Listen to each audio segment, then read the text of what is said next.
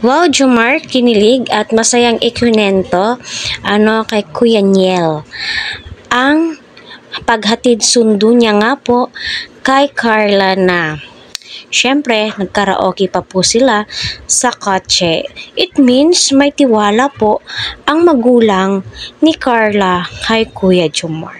100% po yan. So, dito nga po sa video ay kilig na kilig nga po siya. My God, kahit sino naman po talaga ay kikiligin once na mabalitaan mo nang iyong sinusuportahan ay nagkakamabutihan. At, may tiwala po sila sa isa't isa, di ba?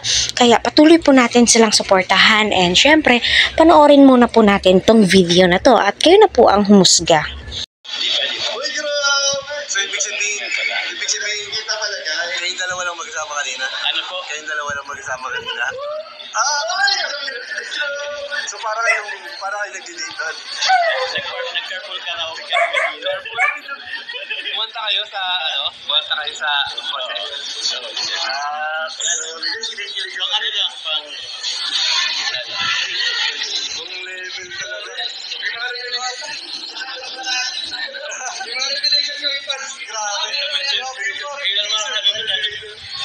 Grabe, exclusive. Hindi ko na-explain ko. Grabe na yung ngiti.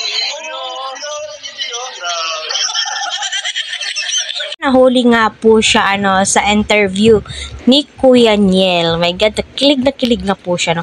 So, ang reaction ko po dito, bilang isang viewers at avid fan ng Jomcar, masaya po ako dahil nga po, nagtitiwala po sila sa isa't isa. Lalong-lalo na po si Carla, babae yan. At alam naman po natin, malaki po yung respeto ni Jomar kay Carla. Kasi tiwala po yan kung magkakabutihan man po sila, my God, marami po ang magsasabi na may forever po talaga, kasi nga ramdam mo yung pagmamahal, respeto, tiwala sa isa't isa, kasi yan po yung pinaka the best sa lahat. Yung pagkatiwalaan mo, yung good Samaritan na tumutulong sa'yo, yung nandyan. Kaya patuloy po natin suportahan si Kalingap Rab at buong team Kalingap.